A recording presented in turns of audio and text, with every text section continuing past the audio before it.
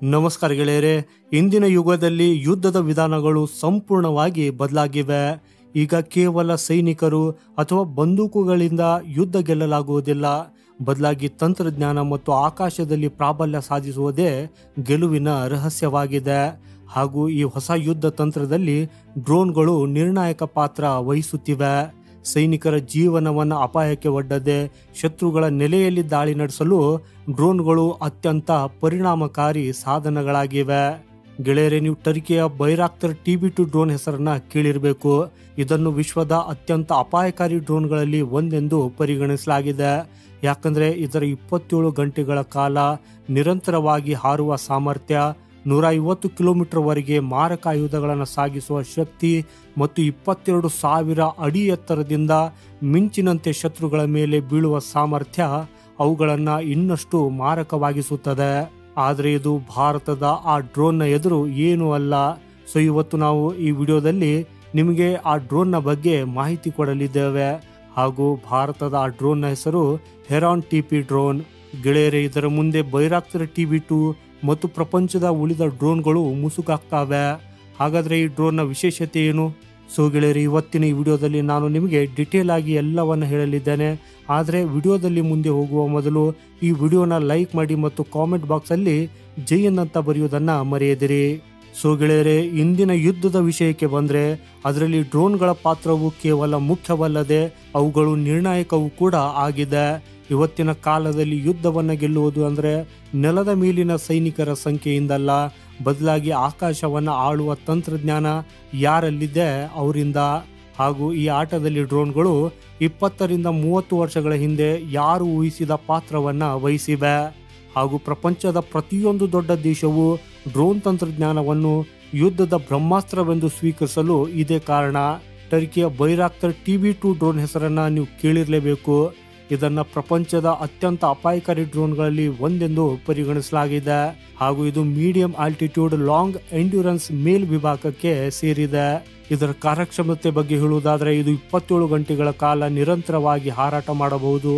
150 kg ತೂಕದ ಶಸ್ತ್ರಾಸ್ತ್ರಗಳನ್ನು ಕೂಡ ಒಯ್ಯಬಲ್ಲದು ಮತ್ತು 22,000 ಅಡಿ ಎತ್ತರದಿಂದ ನಿಖರವಾಗಿ ದಾಳಿ ಮಾಡುವ ಸಾಮರ್ಥ್ಯವನ್ನ ಇದು ಹೊಂದಿದೆ. ಹಾಗೆಯೇ ಇದನ್ನ ಅಜರ್ಬೈಜಾನ್ ಮತ್ತು ಉಕ್ರೇನ್ ಸೇರಿದಂತೆ ಅನೇಕ ದೇಶಗಳಲ್ಲಿ ಇದರ ಪರಿಣಾಮಕಾರಿ ಬಳಕೆಯಾಗಿದೆ. ಆದರೆ ಗೆಳೆಯರೆ, ಭಾರತದ ಹತ್ತಿರ ಇರುವ ಒಂದು ಡ್ರೋನ್ ಇದರ ಸಾಮರ್ಥ್ಯವನ್ನ ಮೀರಿಸಿದೆ.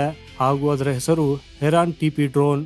ಭಾರತವು ಇಸ್ರೇಲ್ನಿಂದ ಪಡೆದಿರುವ ಈ ಹೆರಾನ್ TP ಡ್ರೋನ್ ಬೈರಾಕ್ತರ್ TB2ಗಿಂತ ಹಲವು ಪಟ್ಟು ಹೆಚ್ಚು ಶಕ್ತಿಶಾಲಿಯಾಗಿದೆ. ಹಾಗೂ ಇದರ ವೈಶಿಷ್ಟ್ಯಗಳ ಬಗ್ಗೆ ಹೇಳುವುದಾದ್ರೆ ಈ ಬೈರಾಕ್ತರ್ ಡ್ರೋನ್ 150 kg ಶಸ್ತ್ರಾಸ್ತ್ರಗಳನ್ನ ಹೊತ್ತೊಯ್ಯಬಲ್ಲದಾದರೆ ಹೆರಾನ್ TP 1 ಟನ್ ಶಸ್ತ್ರಾಸ್ತ್ರಗಳನ್ನು ಒಯ್ಯುವ ಸಾಮರ್ಥ್ಯವನ್ನ ಹೊಂದಿದೆ. ಹಾಗೂ ಇದು ಹೆರಾನ್ TPಯನ್ನು ಯುದ್ಧ ತಂತ್ರದ ದೃಷ್ಟಿಯಿಂದ ಹೆಚ್ಚು ಪ್ರಬಲವಾಗಿಸಿದೆ. Heron TP drone satellite communication system ಅನ್ನ ಸ್ಯಾಟ್ಕಾಮ್ ಅನ್ನ ಹೊಂದಿದೆ.